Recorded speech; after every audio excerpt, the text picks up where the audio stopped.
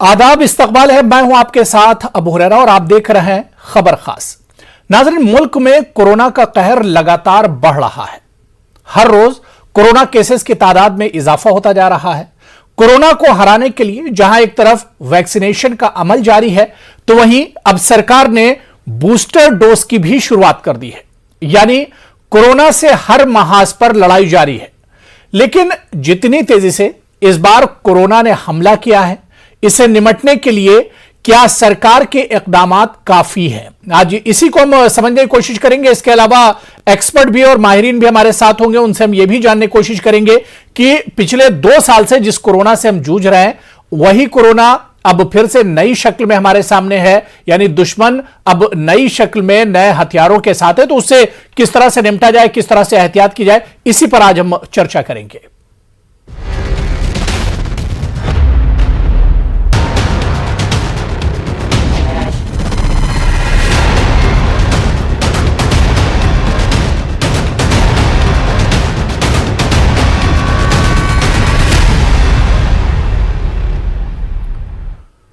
तो कोरोना से लड़ाई के लिए हमारी अब तैयारी क्या कुछ है, क्योंकि तीसरी लहर शुरू हो चुकी है और तीसरी लहर को एक सुनामी से ताबीर किया जा रहा है कि बहुत बड़ा यह खतरा है पूरी दुनिया के लिए और साथ ही साथ हिंदुस्तान के लिए। बहुत खास मेहमान मेरे साथ जुड़े हुए हैं। बहुत जल्दी अपने मेहमानों का आपसे तारुफ करा देता हूं। मेरे साथ TR श्रीनिवास जी, लीडर हैं बीजेपी के, मेरे साथ जुड़े हुए हैं।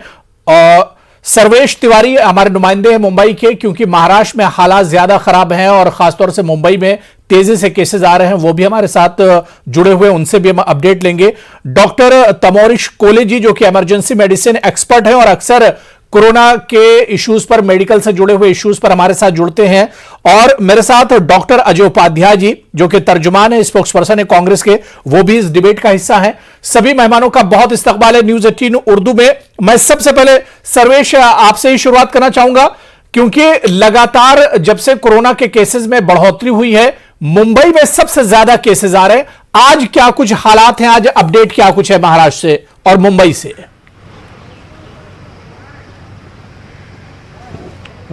देखिए अबू जी, जिस तरह से 24 घंटों की कल रिपोर्ट थी, एक 24 घंटे में पूरे महाराष्ट्र में कोरोना के तकरीबन 44,000 के ऊपर मामले आए थे और 207 ओमिक्रॉन के मामले आए थे। इस समय मुंबई सहित पूरे महाराष्ट्र में ओमिक्रॉन की टोटल जो आंकड़े हैं 1216 के करीब है और महज मुंबई में 606 के करीब आंकड़े हैं। हालांकि जो एक्सपर्ट, जो डॉक्टर्स की टीम है, टास्क फोर्स की टीम है, उनका ये मानना है कि इतनी भयावह स्थिति अभी नहीं है जो सेकेंड वेव में थी। सरकार पूरी तरह से अलर्ट है। पूरी तरह से जितने प्रिकॉशन तीसरी वेव के पहले लेने चाहिए थे, उन सबकी तैयारियां सरकार कर चुकी है।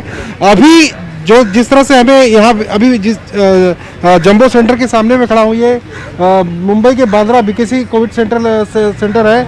यहाँ पर आज बूस्टर डोज की शुरुआत की गई और यहाँ के जो डीन है मिस्टर राजेश ढेरे डॉक्टर, उनसे जो हमारी बातचीत थी, उनके मुताबिक इस कोविड सेंटर ही नहीं बल्कि मुंबई के अलग अलग जितने भी कोविड सेंटर हैं, उसमें जितने मरीज एडमिट हो रहे हैं फिलहाल कोरोना को लेकर, उनमें ज़्यादातर वो मरीज हैं जिन्होंने वैक्सीन या तो लिया ही नहीं है दोनों, या तो फिर किसी ने महज एक वैक्सीन लिया है। तो सरकार की अपील है, डॉक्टरों की अपील है, साथ ही टास्क फोर्स प्रतिदिन जो मीटिंग लेती है स्टेट लेवल पे, उनका साफ कहना है कि आप वैक्सीन लीजिए। वैक्सीन लेके कम से कम जो, और साथ ही जो नियम पालने की हिदायत दी जा रही है, सोशल डिस्टेंसिंग की, मास्क पहनना और भीड़ भाड़ न करें, उन तमाम चीज़ों का ध्यान में रखकर एक इस समय जो एकमात्र उपाय वैक्सीन है। बूस्टर डोज लेने आए कई वरिष्ठ नागरिकों ने भी कहा कि वो तीसरा बूस्टर डोज लेने आए हैं, उन्हें किसी तरह की कोई परेशानी नहीं हुई, दोनों डोज लेने के दौरान भी, दोनों डोज दौरान के बाद भी। हालांकि आंकड़े जरूर आ रहे हैं, लेकिन जो एक्सपर्ट टीम है उनका मानना है कि इस समय सरकार की जो भूमिका है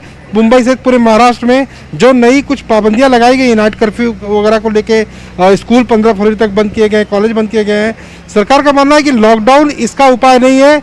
जो टेस्टिंग जिस तरह से बढ़ाई गई है, तो टेस्टिंग को लेके आंकड़े जरूर बड़े लेवल पर आ रहे हैं, लेकिन आने वाले समय में मार्च तक के महीने का एक अनुमान ऐसा है अबू जी की मार्च तक का जो एक पीरियड होगा, उस समय तक ये जो आंकड़े हैं लगातार इसी तरह तक आते रहेंगे। लेकिन उसके बाद एक अनुमान है एक्सपर्ट टीम की, मार्च तक ये तादाद बढ़ती रहेगी। बिल्कुल बिल्कुल, मार्च तक ये तादाद बढ़ती रहेगी और फरवरी के लास्ट में हो सकता है पीक हो या मार्च में हो, क्योंकि इस पर हम डॉक्टर तमोरिश कोले जी से बात करते हैं, वो क्या कुछ कहते हैं।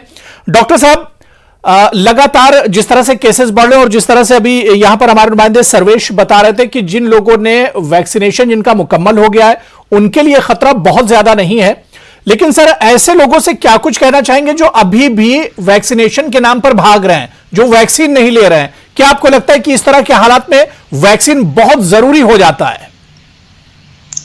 देखिए, दुनिया में कई देश में ओमिक्रॉन का जो सुनामी जो वायरल ब्लिजर्ड के नाम पे लेबल किया गया है, वो भारत में भी शुरू हो गया है। और अभी तक जो डेटा बाकी देश से आ रहा है, और जैसे मुंबई का अभी डेटा सामने आया, जो हॉस्पिटल में है वो ज्यादातर लोग हैं जिन्होंने वैक्सीनेशन नहीं लिया है, नहीं तो वैक्सीनेशन पूरा नहीं किया है। हम हमेशा बोलते रहे कि वैक्सीनेशन जो है वो आपको बचाएंगे हॉस्पिटलाइजेशन से, आपको बचाएंगे सीवियर डिजीज से, डेथ से।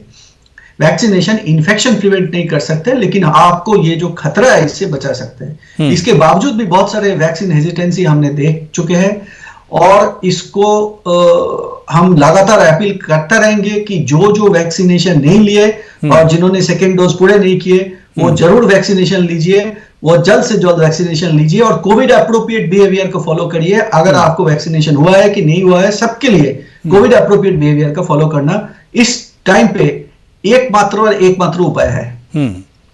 बिल्कुल डॉक्टर साहब, बहुत मुख्तसर में जिन लोगों ने दोनों डोज ले लिए हैं, क्योंकि बूस्टर डोज की भी आज से शुरुआत हो चुकी है, तो कितना गैप होना चाहिए दोनों डोज के बीच में और बूस्टर डोज के दरमियान में? क्योंकि लोग बहुत कंफ्यूज हैं कि जिनका डोज अभी 3 महीने पहले पूरा हुआ है, 2 महीने पहले पूरा हुआ है, क्या उन्हें बूस्टर डोज लेना चाहिए या इसके बीच में कितना गैप रखना चाहिए? ये बता दें आपके जरिए कि बूस्टर डोज अभी सबके लिए अप्रूव नहीं हुआ है। बूस्टर डोज अप्रूव हुआ है फ्रंट लाइन वर्कर्स, जैसे हेल्थ केयर वर्कर्स, पुलिस हो गया, जो फ्रंट लाइन में काम करते हैं, और 60 साल के ऊपर जो लोग हैं जिनके कोमॉर्बिडिटी है, उनके लिए बूस्टर डोज एप्लीकेबल है। सेकेंड डोज के बाद कम से कम 9 महीना का गैप होना चाहिए बूस्टर डोज लेने के लिए। और तीसरा जो सबसे इंपॉर्टेंट डिसीजन गवर्नमेंट ने लिया है कि बूस्टर डोज के लिए कोविन में रजिस्ट्रेशन का जरूरत नहीं है। अगर हम बूस्टर डोज के एलिजिबल है, आप सीधा जाइए, वैक्सीन लीजिए और बूस्टर डोज आप ले लीजिए। और चौथा बात यह है कि अगर आपको नेचुरल इन्फेक्शन हुआ है, चाहे आपको कोविड हुआ है, तो बूस्टर डोज लेने के पहले आपको कम से कम 6 वीक्स का गैप देना चाहिए। तो ये 4 चीज ध्यान रखना इंपॉर्टेंट है। अभी बूस्टर डोज सबके लिए ओपन नहीं किया गया है। बिल्कुल, लेकिन हम ये उम्मीद करते हैं कि बहुत जल्दी, क्योंकि खतरा बड़ा है और ऐसे में सरकार तेजी दिखाएगी और बूस्टर डोज जो है, जो अभी महदूद तादाद में लोगों को दिया जा रहा है, वो आमतौर से लोगों को मिलेगा। मैं डॉक्टर अजय उपाध्याय जी आपके पास आना चाहूंगा, क्योंकि अपोजिशन और खासतौर से कांग्रेस की तरफ से बार बार इल्जाम लगता रहा कि जितनी तैयारियां सरकार की होनी चाहिए थी, सरकार उतनी तैयार दिखी नहीं। आज से बूस्टर डोज देने की भी शुरुआत हो चुकी है, आप लोग इसे किस तरह से देख रहे हैं? देखिए, ओमिक्रॉन का जो खतरा है, और जिस तरह से ये कोई ऐसा नहीं कि अचानक आ गया है, अब तो हम लोग कहीं ना कहीं कोविड के इस पूरे सिस्टम को समझने लगे।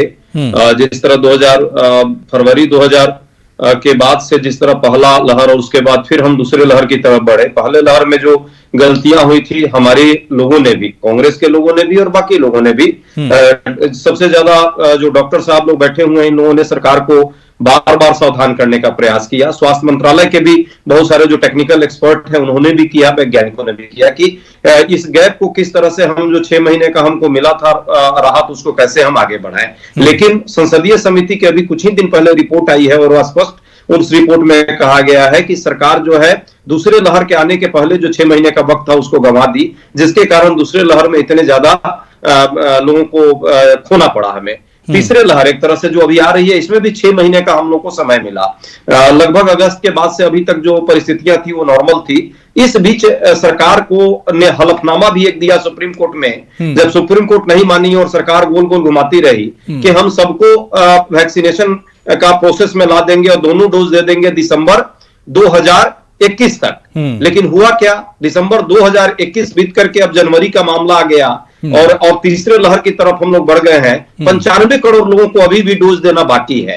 और यदि इन सारी चीजों को जोड़ दें और बूस्टर डोज और फ्रंटलाइन वर्कर की बात जो आ रही है, जो कई देशों ने, बाहर के देशों ने बूस्टर डोज देना शुरू कर दिया, यहाँ तक अभी आती है कि बाहर के देशों में तो भाई संख्या कम है, तो चाइना को ही हम कंपैरिजन कर ले, चाइना हमसे डबल जस्ट वैक्सीनेशन का प्रोसेस दिया है। हमें भी सरकार को इस पर ध्यान देना चाहिए था। जहां तक बात है, संसदीय समिति ने चेताया भी था अभी कुछ दिन पहले कि सरकार को आक्रामक शैली में वैक्सीनेशन का प्रोसेस करना चाहिए, सिर्फ उसको इवेंट नहीं बना जाना चाहिए। जब प्रधानमंत्री जी का जन्मदिन आएगा तभी 1 करोड़ लोगों को वैक्सीन मिलेगा, उसके बाद 10 लाख, 25 लाख, 45 लाख पर जाके रुक जाएगा। यदि टाइम पर दिया गया होता तो शायद तीसरे डोज में, जो अभी डॉक्टर साहब ने कहा भी कि जिनको दोनों डोज मिल गई है उनको समस्या कम हो रही है, हॉस्पिटलाइजेशन की जरूरत नहीं है। अभी भी आग्रह हम करेंगे, जिन लोगों को डोज नहीं मिली है वो लोग प्रयास करें। सरकार का भी, सभी राज्य सरकार और केंद्र सरकार इस पर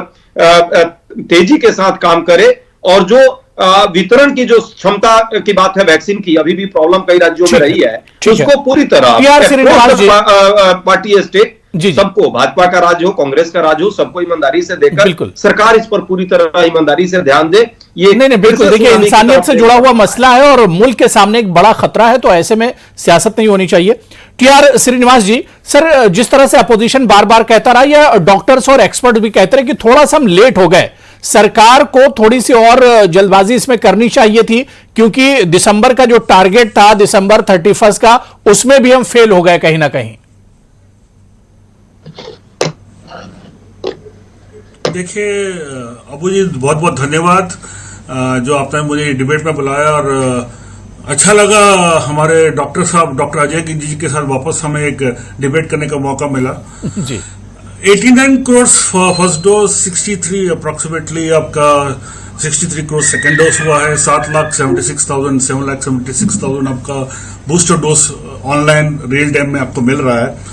देखिए, फर्स्ट सेकेंड लहर में जो हमने जो गैप्स रही हैं, ग्रे एरिया रही हैं, उस पर हमने एक्ट करके थर्ड जो वेव हमने एंटिसिपेट किया था उसके लिए पूरी तरह तैयार हैं। और दूसरी बात, पूरे स्टेट्स को भी हिदायत दी गई है, और माननीय प्रधानमंत्री जी ने वीडियो कॉन्फ्रेंस के थ्रू एक नहीं 2 बार उन्होंने प्रयत्न करके उन्होंने बोला है आपको प्रिकॉशंस पूरी तरह लेना है, और मेडिकल इमरजेंसी टीम्स वहां गई हैं जहां हॉटस्पॉट्स है जिस स्टेट्स में। हम पूरी तरह फेडरल और ये जो अपना फेडरल स्ट्रक्चर है उसके हिसाब से हम कर रहे हैं। दूसरी बात, ये जो वैक्सीन है, मैं आपको फिर से बताता हूं, वैक्सीन जो हम बूस्टर डोज ले रहे हैं और सेकंड डोज ले रहे हैं, मैं आपको फिर आपके माध्यम से पब्लिक को यह बोलता हूं, जिसका टाइम हो गया है सेकंड डोज लीजिए, किसी मुहूर्त का इंतजार मत कीजिए, ताकि आप भी स्वस्थ रहे, दूसरे भी स्वस्थ रहे। और तीसरी बात मैं ये कहना चाहता हूं, ये जो उर्दू ने इस पर एक बहुत बड़ा कैंपेन भी चलाया था, जिंदगी का यकीन वैक्सीन। हिंदुस्तान में सबसे बड़ा हम लोगों ने इस पर कैंपेन चलाया था। अजय जी और डॉक्टर तमोरिश कोले जी सभी लोग जानते हैं कि न्यूज 18 उर्दू ने बहुत बड़ा कैंपेन इस पर चलाया था। लेकिन मेरा सवाल यह कि सरकार कहीं ना कहीं पीछे रह गई। सरकार को जो टारगेट था 31 दिसंबर तक का, क्योंकि अभी भी 90 करोड़ या 95 करोड़ लोग ऐसे जिन्हें अभी डबल डोज मुकम्मल नहीं हुआ है, जिनका कंप्लीट नहीं हुआ है, तो सरकार कहीं ना कहीं पिछड़ रही है। देखिए, मैं जहां तक आपका पहले जो आंकड़े थे और जो हमने जिस मुस्तैदी से हमने फिनिश किया world's largest vaccination drive, at least हमें उतना तो क्रेडिट कीजिए कि हमने जिस हिसाब से और जिस स्पीड से हम कर रहे हैं और किसी कंट्री ने नहीं किया है। और दूसरी बात, जिस तरह से फ्रंट से लीड कर रहे हैं माननीय प्रधानमंत्री जी, ये हर मिनट हर दिन उनके पास वो डेटा जाता है डैशबोर्ड्स के रूप में कि क्या हो रहा है, और हर पीएमओ से पूरा ठीक है। अजय उपाध्याय कुछ कहना चाह रहे हैं, डॉक्टर अजय उपाध्याय। मैं आपको लास्ट बात बोलना चाहता हूं। ठीक है, बात पूरी कर लीजिए श्रीनिवास जी, बात पूरी कर लीजिए, उसके बाद उपाध्याय जी आ रहा हूं जी। श्रीनिवास जी आप कंप्लीट करिए। देखिए, अभी आपने 4 दिन पहले एक और न्यूज सुना है, 4 दिन पहले आपने डेल्टा और प्लस ओमिक्रॉन का एक और वेरिएंट सुना है। आपको ऐसे वेरिएंट आते रहेंगे। ये जंग है, ये जंग के लिए हर बार हमको मुस्तैद रहना पड़ेगा जब तक हम पूरी तरह कोरोना को निकालना दें। ये चलता रहेगा। ये नहीं, यही मुस्तैदी तो नजर नहीं आ रही है, पीछे रह गए, यही तो एक सवाल है। डॉक्टर अजय उपाध्याय जी। देखिए, श्रीनिवास जी एक अच्छे सभ्य बुद्धिमान प्रवक्ता है। इनके बातों को मैं पूरी तरह से ध्यान से सुना। इन्होंने कई बातें कही। कुछ चीजें ठीक है कि कुछ सरकार का ड्यूटी होता है, काम होता है, सरकार में होते हैं, कोई भी व्यक्ति होगा, मैं कहता हूं वो काम तो करेगा ही, लेकिन काम करने के अंदाज और काम करने की जो आपकी मंशा है वो बहुत मैटर करती है। जिस तरह से सिर्फ चुनावी, अब जैसे इन्होंने कहा कि प्रिकॉशन के लिए प्रधानमंत्री जी बार बार लोगों को आगाह करते हैं। ठीक है भाई, प्रधानमंत्री जी का काम सिर्फ प्रिकॉशन के लिए आगाह करना नहीं है। कथनी और करनी में जो अंतर है, पर उपदेश कुशल बहुतेरे, खुद जब जाते हैं तो लाखों की भीड़ संबंधित करने का प्रयास करते हैं। सब जगह जिस तरह की परिस्थितियां चुनावी रणनीति में लगे रहे, कोरोना की रणनीति में किसी को ध्यान नहीं है। समय पूर्व हमने इस बात को रखा था कि किस तरह से समय पर समयबद्ध सीमा के अंदर ये कोरोना की महामारी जो है लोगों के लिए मानवता का दुश्मन है, इस पर किस तरह हम ध्यान दें। इसमें सभी पार्टियां, इसमें पार्टी का कोई मतलब नहीं है, भाजपा कांग्रेस और सपा बसपा का ये लड़ाई नहीं है, ये चुनाव और सियासत का भी लड़ाई नहीं है, लोगों के जीवन का संघर्ष था इसमें और है अभी भी। इससे जुड़ी हुई आर्थिक गतिविधियां भी कहीं ना कहीं इंपैक्ट प्रभावित हो रही है, तो इस पर गंभीरता से ध्यान देने की जरूरत थी। और जो फ्रंट वॉरियर्स ने, डॉक्टर साहब जैसे यहाँ बैठे हुए हैं, आप लोग जैसे भी, आप लोगों ने भी जो जागरूकता दिखाई है, फ्रंट वॉरियर्स जितने हैं, कोरोना वॉरियर्स, वो लोग जिस तरह लड़ रहे हैं, डॉक्टर्स हैं, नर्सेस हैं, उन लोगों को हम पीठ उनका थपथपा है। लेकिन दुख होता है कि प्रधानमंत्री जी खुद अपना पीठ थपथपाते हैं और उनके नेता जब चैनल पर और सोशल मीडिया पर आते हैं तो वो प्रधानमंत्री जी का पीठ थपथपाते हैं। अरे काम करने वाले सरकार में जो कमियां हैं उन कमियों को पूरा कीजिए। लार्जेस्ट ड्राइव की बात जरूर है। श्रीनिवास जी, बहुत मुख्तसर में मैं डॉक्टर साहब बहुत देर से वेट कर रहे हैं, उनके पास भी जाऊंगा। जी श्रीनिवास जी, बहुत मुख्तसर में जवाब दे दीजिए। देखिए, आरोप प्रत्यारोप करने से कुछ नहीं मिलेगा। हमको सबको एकजुट होके अपनी एनर्जी एक साथ डाल के हमको इसे लड़ना पड़ेगा, इसका यही मतलब है। नहीं, बिल्कुल जाहिर सी बात है कि ये लड़ाई ऐसी है कि इसमें अपोजिशन, सरकार और अवाम, सरकार सबको मिलकर लड़ना है। लेकिन जिम्मेदारी अगर सरकार की है तो जिम्मेदारी कहीं ना कहीं अपोजिशन की भी है। और अगर सरकार इसमें पिछड़ रही है तो उसमें अपोजिशन की जिम्मेदारी क्या बनती है कि सरकार को आगे ले जाने के लिए अपोजिशन ने क्या किया, यह भी एक सवाल है। खैर, इस पर हम बाद में भी आएंगे, बातचीत करेंगे। मैं सर्वेश आपके पास आना चाहूंगा। सर्वेश, महाराष्ट्र में गवर्नमेंट ने तो कह दिया कि हम लॉकडाउन नहीं लगाएंगे। क्या अभी तक आपको लगता है कि जितनी तेजी से केसेस आ रहे हैं और अगर लॉकडाउन नहीं लगाया गया या जिस तरह की एहतियात बरती जा रही है, ऐसे में काम चल सकता है, केसेस अभी और ज्यादा बढ़ेंगे? देखिए अबू जी, केसेस आने वाले दिनों में ये बढ़ते रहेंगे। हालांकि 35,000, 44,000 कल तक मामला गया था, ये 30,000 के आसपास कंटिन्यूटी इनकी बनी रहेगी।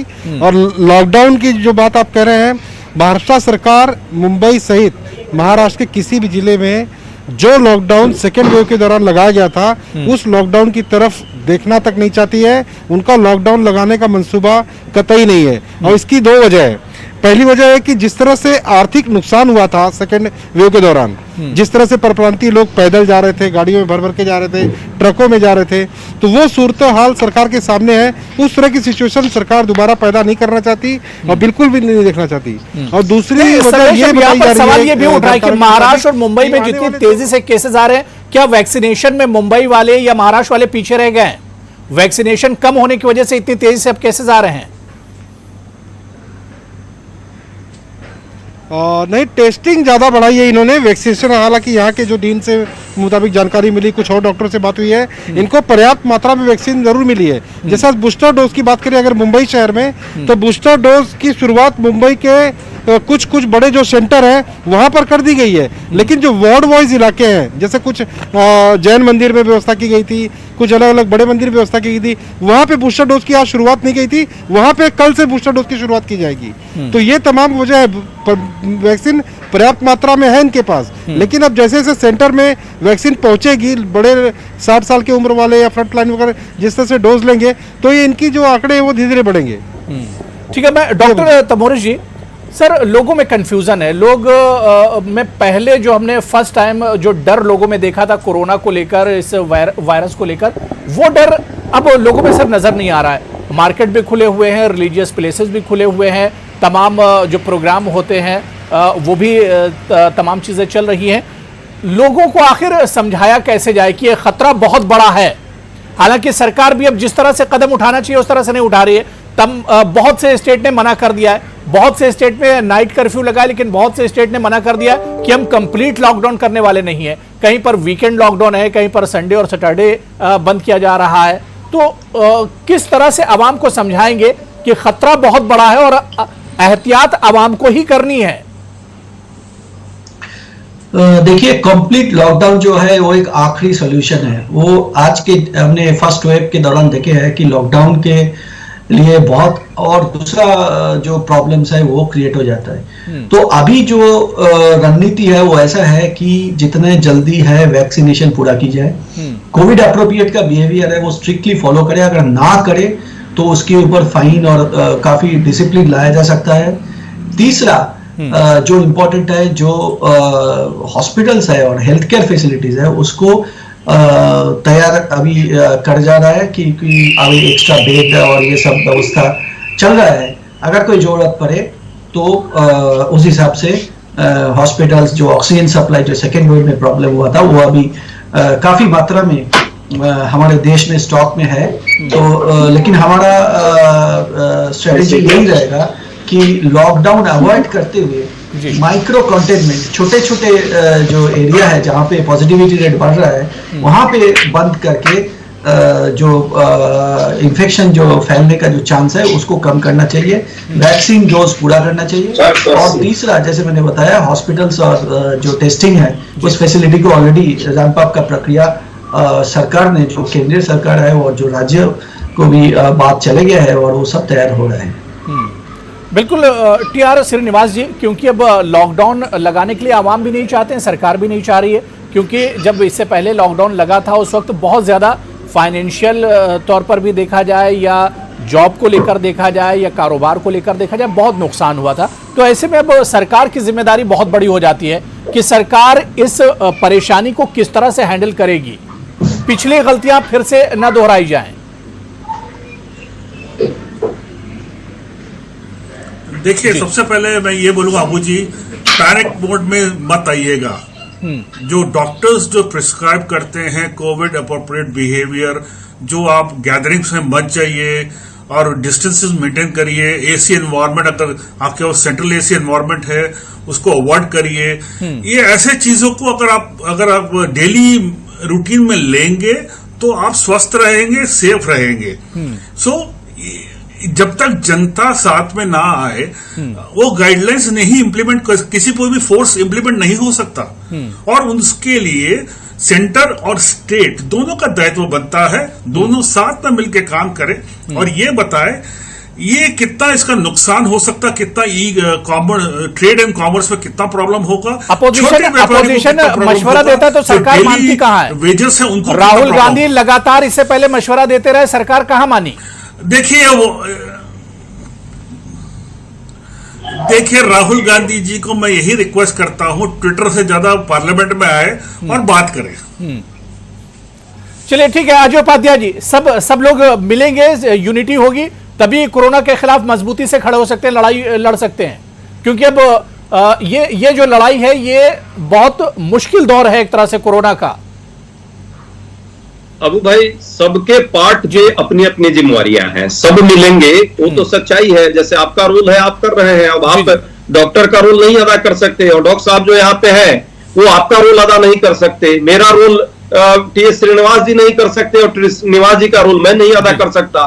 हर आदमी के अपने रोल डिफाइन है सोसाइटी में और इस बीमारी से लड़ने के लिए सभी लोग कृतज्ञ संकल्पित है। लेकिन सरकार का जिम्मेवारी सबसे बड़ा है। अंततः जब इस तरह की कोई प्रॉब्लम आएगी, राष्ट्रीय आपदा है, तो सरकार से ही लोग आशा करेगा। बिल्कुल अपनी जिम्मेदारी समझनी होगी और सरकार की जिम्मेदारी ऐसी मुश्किल घड़ी में सबसे ज्यादा होती है, तो सरकार को सबसे ज्यादा अपनी जिम्मेदारी समझनी चाहिए और आवाम को भी एहतियात बरतने की जरूरत है। सरकार से तो जहां तक हो पा रहा है सरकार उस जिम्मेदारी को निभाने की कोशिश कर रही है, लेकिन आवाम की भी जिम्मेदारी बनती है कि जो कोरोना प्रोटोकॉल है उस पर अमल किया जाए। लोग कहीं ना कहीं अब गैर संजीदा एक तरह से नजर आ रहे हैं, पहले जैसा डर लोगों में नहीं है, लेकिन थोड़ी सी भी आपकी लापरवाही आपके लिए मुश्किल खड़ी कर सकती है। तो ऐसे में जो कोरोना प्रोटोकॉल है उस पर दोबारा से आप सख्ती से अमल करें, तभी कोरोना से लड़ा जा सकता है। बहुत बहुत शुक्रिया अपना कीमती वक्त देने के डॉक्टर अजय उपाध्याय जी, सर्वेश तिवारी जी, टी.आर. श्रीनिवास जी और डॉक्टर तमोरिश